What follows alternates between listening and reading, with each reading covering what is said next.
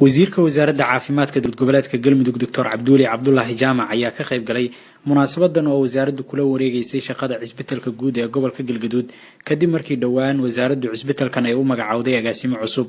Munaasabadan oo ay ka qayb galeen wasiiro agaasimaha guud ee wasaaradda caafimaadka Dr. Cabdullaahi Maxamed Axmed iyo gudoomiyaasha gobolka iyo kan Dhuusamareeb ayaa lagu amaanay shaqada cisbitaalkani bulshada u hayo oo dhammaan dadka madasha ka hadlay ay muujiyeen in gaabis uu ka jiray muddooyinkii la soo dhaafay loona baahan yahay in cisbitaalkani horseed u noqdo sidii bukaanada cisbitaalka imaanaya ay u heli lahaayeen adeeg dhammaystiran maadaama uu yahay cisbitaal dowladeed.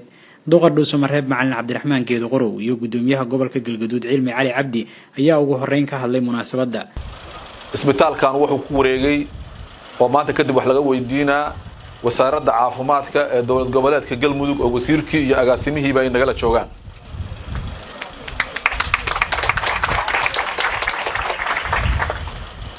waxaan ayaga ka baryaynaa insha Allah kana codsanaynaa sida ugu quality-ga fiican in maaragtay isbitaalka looga shaqaysiiyo la tixgeliyo dadkii shaqaalaha ahaa oo isbitaalkan ka shaqeyn jiray.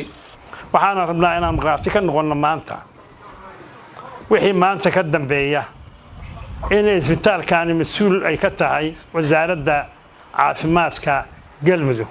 waxaan rajaynaynaa dadku halkaan bay dhaafi jireen laamiga ayagoo dhig baxaya ayagoo xanuunsan ayagoo aadahaya isbitaalo baraafid oo gaar ah aad bay xanuun u lahayd arintaasu wax badanna waa loo soo qabtay dadka laakiin ilaahay mahadi way maanta hadii uu Dr. Abukar iyo shaqaalaha isbitaalka oo ay horkaacayso wasaaradii ay maanta xilkii la wareegeen.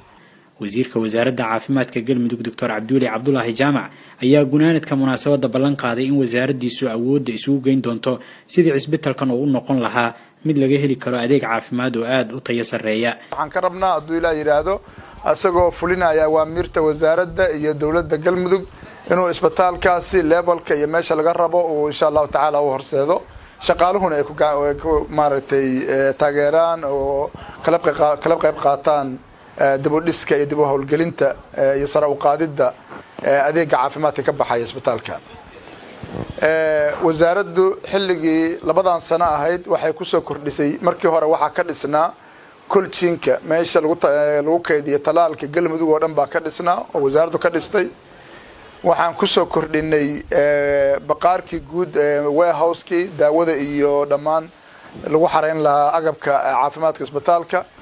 waxaan ku soo kordhinay warshadii oxygen-ka muhiimadda uu leeyahay waa taqaaniin especially xilligan COVID-19 uu jiray warshada guud ee Galmudug oo kaliya ee heshimada koowaad inaan isbitaalkan ka dhex dhisnay. waxaa hadda nooga qorsheysan inaan qaybta emergency-ga oo la yiraahdo critical care unit-ka inaan dib u hawlgelino hadduu Alle bilaha soo socda. waxaa nooga qorsheysan inaan shaqaale tayo leh oo adeega emergency-ga bixin kara inaan tababarna la soo siiyo dibna ay u hawlgeliyaan shaqaale kooban weeye shaqada isbitaalka. mas'uuliyiinta munaasabadan ka qayb galay ayaa ugu dambeyn wadajir u kormeeray qaybaha cisbitaalka sida qaybta jiifka, qaybta dawada, qaybta talaalka iyo dhismayaasha kale ee cisbitaalka oo iminka qaabilaya bukaanno aad u badan kuwaasi oo hela adeeg caafimaad oo bilaash ah. Cabdullaahi